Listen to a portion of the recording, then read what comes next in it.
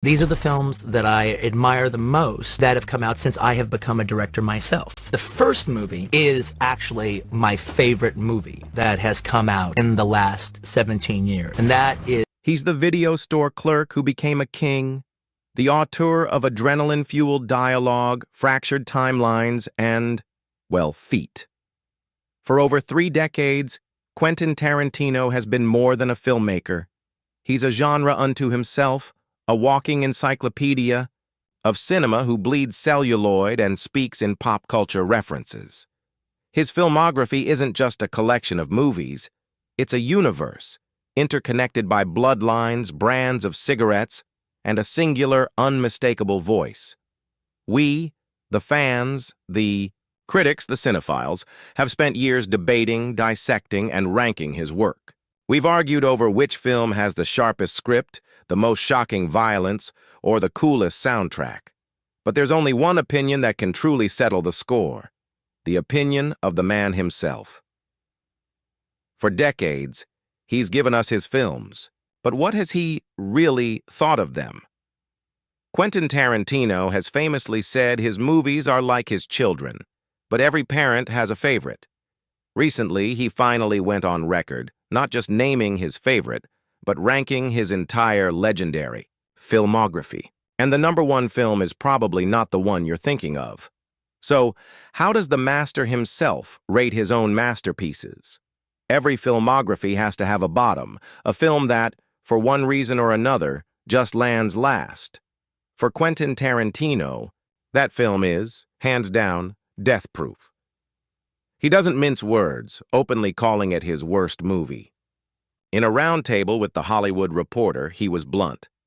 Death Proof has got to be the worst movie I ever made. And for a left-handed movie, that wasn't so bad, all right? So if that's the worst I ever get, I'm good. It's a fascinating statement because it's both self-deprecating and fiercely proud. He knows it's at the bottom, but his bottom is still, in his eyes, a pretty high bar. The film, originally released as one half of the ambitious grindhouse double feature with Robert Rodriguez's Planet Terror, was a commercial disappointment. It was his only true box office bomb, grossing just over $25 million domestically, on a budget reported to be as high as $67 million for the whole project. More than the box office, Tarantino admits the lukewarm critical reception was a shock to his confidence. For a director who had been on a meteoric rise, it was the first time he truly stumbled in the public eye. So why does he rank it so low? Part of it is the execution. The film was an experiment in replicating the B-movie grindhouse experience, complete with missing reels and choppy editing. But maybe the experiment was too successful for modern audiences. Critics and viewers found the long, dialogue-heavy scenes, particularly in the first half, to be self-indulgent and slow, a stark contrast to the explosive, CGI-free car chase that defines the film's climax. It's a movie of two distinct halves, and for many, that first half is just too much of a barrier to entry. Yet, even in his worst film, you see the seeds of what makes Tarantino, Tarantino. The dialogue, while rambling, is pure him. The obsession, with a specific subgenre, in this case 1970s car chase and slasher flicks, is on full display, and the performance he coaxes from Kurt Russell as the menacing stuntman Mike is an all-timer, a charismatic monster who is both terrifying and pathetic. The film has even gained a cult following over the years, especially praised by renowned directors for its formal audacity. But for the man who made it, Death Proof was a learning experience, a left-handed movie that proved even his missteps were more interesting than most directors' home runs. It was a necessary shock to the system that would directly lead to the creative resurgence of his next project. Coming in at number 9 is Tarantino's most contained, claustrophobic, and perhaps most cynical film, The Hateful Eight. This is a movie that on its face seems like a return to his roots. You've got a group of untrustworthy characters trapped in a single location, talking their way towards an inevitably violent conclusion, a premise that immediately brings Reservoir Dogs to mind. But where Reservoir Dogs was a lean, minimalist debut, The Hateful Eight is a sprawling 3-hour epic shot in glorious Ultra-Panavision 70mm. That's a format usually reserved for vast landscapes, but here it's used to capture the festering paranoia inside the four walls of Minnie's haberdashery. Tarantino himself has a complex view of this film. He stated that while he considers *Inglourious Basterds* to have his best script, The Hateful Eight is right behind it. He even went a step further, calling The Hateful Eight his best directing of my material, meaning the execution of his script was, in his mind, flawless. So why would a film he considers one of his best written and best directed land so low? On his personal list, the answer might just lie in its relentless bleakness. Tarantino himself has described the film as a horror movie, heavily influenced by John Carpenter's The Thing, another masterpiece of paranoia starring Kurt Russell. There are no heroes in Minnie's haberdashery. Every single character is a villain. As Tarantino put it, they are all tainted and products of their hateful time, with no enlightened 21st century character to stand above the rest. This commitment to nihilism is both the film's greatest strength and its most alienating quality. The violence is brutal and punishing, particularly towards its lone female character, Daisy Domergue, a choice that drew accusations of misogyny. Tarantino defended this by saying that to maintain the suspense, the threat of violence had to hang over every character equally, regardless of gender. The film is a masterclass in tension. Tarantino's goal was to turn violence into a tone that hangs over the characters' heads like a sword of Damocles. You don't know when it will fall, but you know it's coming. It's a slow burn, a character-driven pressure cooker that rewards patience. But in a filmography defined by explosive energy and charismatic anti-heroes, the suffocating bitter cold of The Hateful Eight makes it an outlier. It's a film he clearly respects on a technical and authorial level, a perfectly executed vision, but perhaps its pitch-black heart keeps it from being one he truly loves. There is no film in Quentin Tarantino's entire body of work quite like Jackie Brown. It's the one that stands apart, the one that feels different. It's his only adaptation based on the Elmore Leonard novel Rum Punch. It's also his most mature, most soulful, and you could even say his most romantic film. For years, many considered it an underrated gem, a more subdued follow-up to the cultural explosion of pulp fiction. Tarantino himself seems to place it in a unique category, acknowledging that it exists outside his usual movie universe and instead in the more grounded, realistic world of Elmore Leonard. This departure was a conscious choice.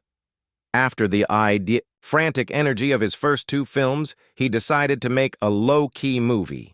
He hired a different cinematographer to give it a more down-to-earth 1970s look. The dialogue, while still sharp, is less stylized and more natural.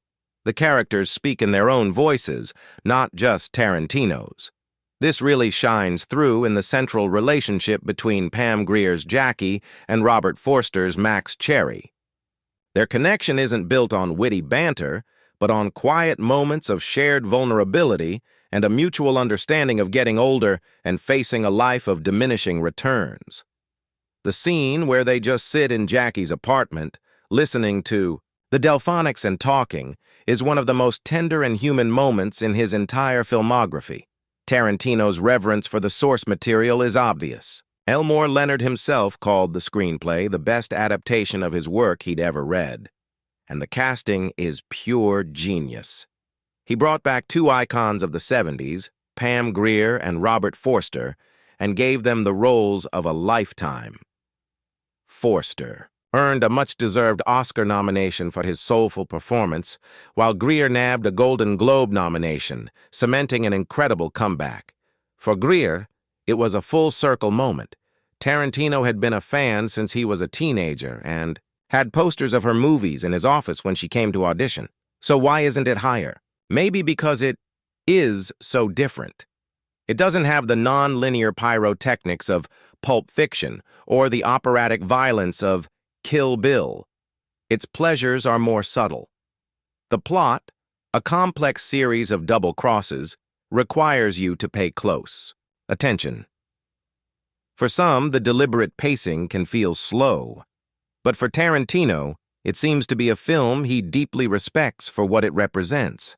A conscious career move to prove he wasn't a one-trick pony, a demonstration that he could handle character and nuance with the same skill he handled pop culture and gunplay. It's the film that showed he had more in his toolbox than just adrenaline, even if it's the adrenaline he seems to enjoy the most.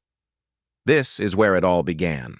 The black suits, the thin ties, the pop song needle drops, the casual conversations about Madonna and tipping waitresses before everything goes completely to hell. Reservoir Dogs wasn't just a debut film, it was a declaration of intent. It was a shot of pure, uncut adrenaline into the heart of independent cinema. A heist movie that brilliantly subverts the genre by never actually showing the heist. The film announced the arrival of a major, audacious new voice, and Tarantino knows just how important it was. However, he looks back on it with the critical eye of a seasoned master. In recent interviews, he's admitted that when he watches his first two films, he sees the amateurish things. He points out minor flaws like equipment visible in a frame or a microphone shadow, things a more experienced director learns to avoid. He loves the movies, but he sees them as the work of a filmmaker who didn't know what right alongside the characters. Who's the rat? What really happened during the robbery?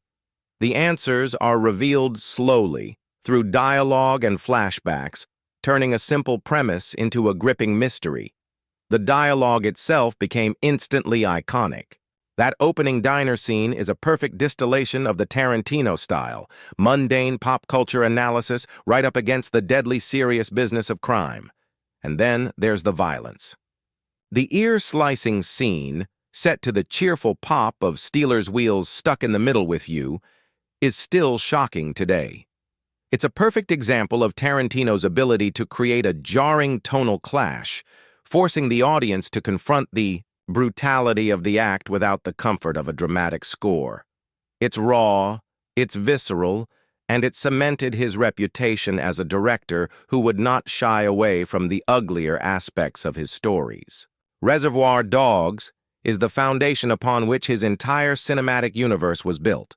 A raw, imperfect, but undeniably brilliant film that changed the game forever. We're getting into the heavy hitters now, but before we crack the top half of Tarantino's list, I want to hear from you. What's your number one Tarantino film?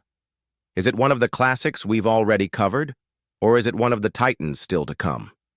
Drop your pick in the comments below, and let's see how your ranking compares to the masters. And if you're enjoying this, make sure to hit that subscribe button so you don't miss our future explorations of film history. With Django Unchained, Quentin Tarantino didn't just make a Western, he blew the genre wide open, tackling the brutal legacy of American slavery with the righteous fury of a spaghetti Western and the cathartic release of a revenge fantasy. This was a film as controversial as it was successful, earning Tarantino his second Oscar for Best Original Screenplay. And yet, he seems to view it as a slightly less perfect creation than some of his other epics. One reason might be what some critics have called its sloppiness.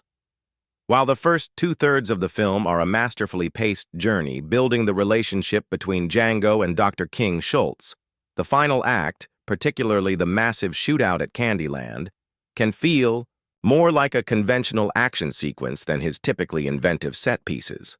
It's a spectacular explosion of violence, but it lacks the tightly wound suspense of the dinner table scene that precedes it. A scene where Leonardo DiCaprio's terrifying performance as Calvin Candy reaches its absolute peak. That scene, where DiCaprio famously smashed his hand on a glass and kept on acting, is the true climax of the film's tension. The film is a powder keg of brilliant performances. Christoph Waltz won his second Oscar playing the eloquent and deadly bounty hunter Dr. Schultz. Jamie Foxx brings a quiet strength and heroic arc to the title role. and Samuel L. Jackson delivers one of the most chilling performances of his career as Stephen, the loyal and utterly reprehensible headhouse slave. But it's Leonardo DiCaprio who arguably steals the show. His portrayal of Candy is a tour de force of charming evil, a man whose genteel southern exterior barely conceals a monstrous soul. Like Inglourious Bastards, before it, Django Unchained is a work of historical revisionism, giving a voice and a six-shooter to the oppressed. It's a fairy tale of vengeance set against a backdrop of horrifying reality. The film faced significant criticism for its frequent use of racial slurs and its depiction of violence. But Tarantino has always been unapologetic, arguing that showing the ugliness of the language and the brutality of the system was essential to the story's power. He argued the film wasn't revisionist history in the same way Bastards was. It was set in a very real depiction of the antebellum South, with the fantasy element being the hero who rises up to fight back. It's a sprawling, ambitious, and deeply felt film, but for Tarantino, who prides himself on the tightness of his scripts, its minor imperfections might be what keep it just outside his top 5. If you had to pick one film that is the most undiluted, 100 proof, straight from the ID expression of Quentin Tarantino, it would have to be Kill Bill. He has basically said as much himself. In a revealing podcast interview, he made a crucial distinction between his best film, his favorite film, and the ultimate Quentin movie. For him, Kill Bill is the latter. He said, "I think Kill Bill is the ultimate Quentin movie, like nobody else could have made it. Every aspect about it is so particularly ripped, like with tentacles and bloody tissue, from my imagination and my id and my loves and my passion and my obsession." He believes it's the movie he was born to make. So, if this is the film he was born to make, the purest expression of his cinematic soul, why isn't it number 1? The answer lies in how he differentiates between writing and directing. He feels that while the script for Kill Bill is good, the film is all about the filming of it. He contrasts this with something like The Hateful Eight, where the directing was about perfectly executing an already perfect script.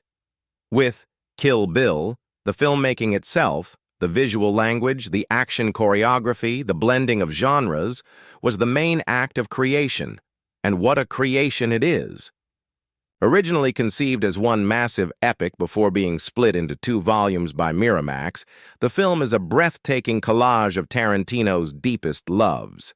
It's a samurai film, a kung fu movie, a spaghetti western, and a revenge thriller all rolled into one. Volume 1 Neon is a kinetic, blood-soaked tribute to Japanese exploitation cinema, culminating in the stunning, almost balletic showdown at the House of Blue Leaves. Volume 2 Wei, by contrast, is a slower, more meditative piece that leans heavily into spaghetti western and Hong Kong kung fu tropes, building to an intimate and emotionally charged conclusion. At the center of it all is Uma Thurman's The Bride, one of the most iconic action heroes of the 21st century. The role was created by and for her, a collaboration that defines the film's heart and soul. Her journey from comatose victim to avenging angel is the emotional core that holds all the stylish genre hopping together. The film's influence is undeniable, from its visual style to its use of music.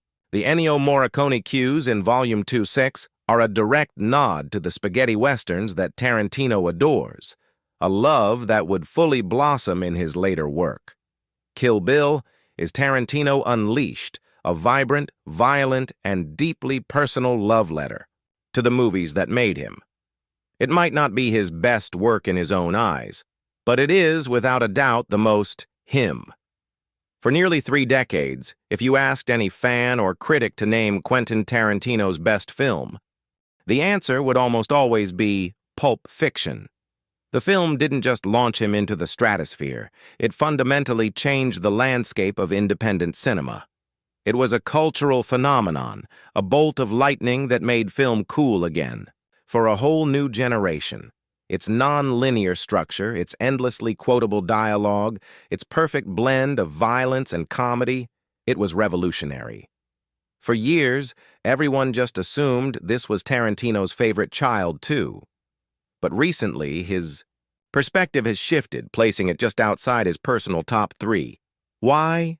The answer seems to be the same one he gives for Reservoir Dogs, the critical eye of a mature artist looking back at his early work.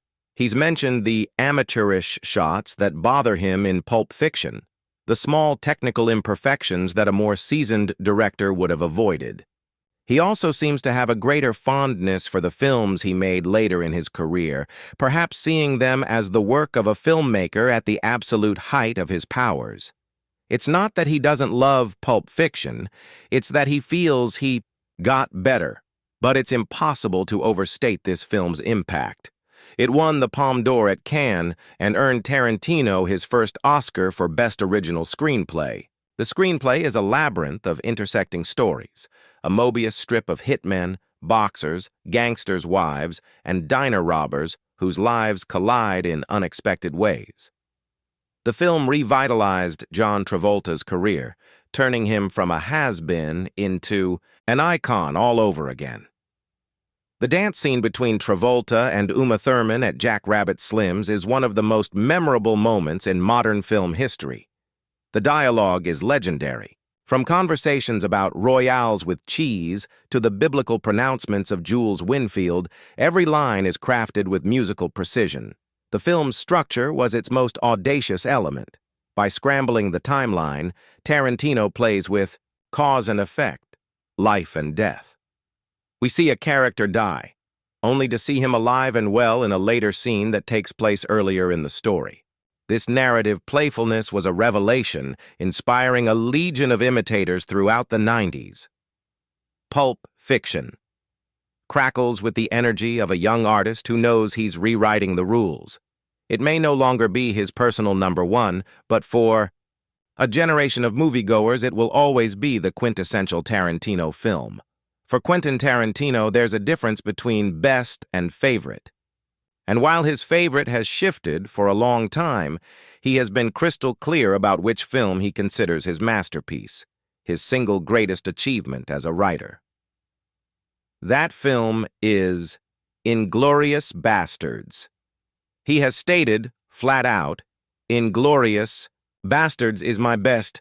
I think Inglourious Basterds is my best script. This is the film he spent over a decade writing, a sprawling World War II epic that he couldn't quite crack until he created one of the greatest villains in cinema history, SS Colonel Hans Landa. The opening scene, a 20-minute masterclass, in suspense set in a French farmhouse, is perhaps the single best sequence Tarantino has ever put on film. It's a slow, agonizing conversation where the power dynamics shift with every single word, all building to an explosive and tragic conclusion. It's a scene driven entirely by dialogue, and it's more thrilling than any action sequence. The performance by Christoph Waltz as Landa is legendary. It won him his first Academy Award and made him an international star. Landa is terrifying not because he's a cartoon monster, but because he's so charming, so intelligent, and so damn good at his job. He is the Jew Hunter, a detective of the highest order, and his polite, smiling menace is unforgettable. The film is full of incredible performances, from Brad Pitt's cartoonishly heroic Aldo Raine to Melanie Laurent's steely, vengeful Shosanna. Like Django Unchained, this film is a revenge fantasy that rewrites history in the most audacious way imaginable, by having Hitler and the entire Nazi high command gunned down in a movie theater. It's a celebration of the power of cinema itself, literally using flammable nitrate film stock as a weapon of justice. The film is a declaration that movies can do what reality can't, provide a cathartic, triumphant ending to one of history's darkest chapters. This blend of brutal reality and cinematic fantasy is a hallmark of later-period Tarantino. For him, Inglourious Basterds represents the pinnacle of his ability as a writer, a perfectly constructed narrative that is complex, thrilling, and profoundly satisfying. It's his magnum opus, the the film he holds up as the gold standard of his own craft. And so we arrive at the top. For years, Quentin Tarantino would dodge the question of his favorite film, often saying, "They're all my children." But in recent years, a definitive answer has emerged. In interviews with Howard Stern and on various podcasts, he has crowned a new king. His favorite movie, the one he now declares to be his best movie, is his most recent, most personal, his Hollywood fairy tale. Once Upon a Time in Hollywood. He puts it plainly, "I really do think Once Upon a Time in Hollywood is my best movie." This is a huge statement, knocking down the long-held critical favorite, Pulp Fiction, and even his own self-proclaimed masterpiece, Inglourious Basterds. So what is it about this film that makes it so special to him? It seems to be a culmination of everything he loves. Hollywood history, deep-cut movie references, the hangout movie vibe, and the power of film to reshape our world. The film is less a plot-driven story and more of a wistful journey back to 1969, a year that represented a major turning point for the film industry and for American culture. We follow a fading TV actor, Rick Dalton, played by Leonardo DiCaprio in what might be his most vulnerable performance, and his loyal stuntman and best friend, Cliff Booth, played with effortless cool by an Oscar-winning Brad Pitt. For most of its runtime, we just live with these characters. We watch them work, drive around Los Angeles, and navigate their anxieties about their place in a changing world. It's Tarantino's most relaxed, most character-focused film since Jackie Brown. But beneath the sun-drenched nostalgia, a darkness looms in the form of the Manson family. Margot Robbie gives a luminous performance as Sharon Tate, who isn't treated as a tragic victim, but as a symbol of life, hope, and the bright promise of the Hollywood dream. The film builds towards that infamous, horrific night in August 1969, creating an almost unbearable tension. But then, in a move that is pure Tarantino, he gives us the ultimate fairy tale. He rewrites history once more, not with the grand spectacle of killing Hitler, but in a more intimate, personal way. He saves Sharon Tate. He lets the dream live on. This act of cinematic grace seems to be at the heart of why he loves this film so much. It's a movie about his home, his passion, and his belief in the redemptive power of storytelling. After making the film, he even wrote a novelization, digging deeper into the lives of these characters he so clearly loves. It represents a filmmaker, at his most mature, blending his signature style with a newfound sense of melancholy and warmth. It is, in his own final estimation, his masterpiece, his favorite, and his best. So there you have it. From the left-handed movie, he considers his worst to the sun-soaked fairy tale he now calls his best. That is Quentin Tarantino's own ranking of his legendary filmography. It's a journey that reflects his evolution as an artist. From the raw, explosive energy of his early work to the mature, masterful control of his later films. He's a director who is in constant conversation with his own legacy, and it's fascinating to see how his perspective has changed over time. But that's just his list. The beautiful thing about art is that every ranking is personal. What did you think of his choices? Did he get it right? Is he crazy for ranking Pulp Fiction outside the top 3? Let me know your full ranking, from worst to best, in the comments below. I want to see every list. Thank you for watching, and until next time, keep watching movies.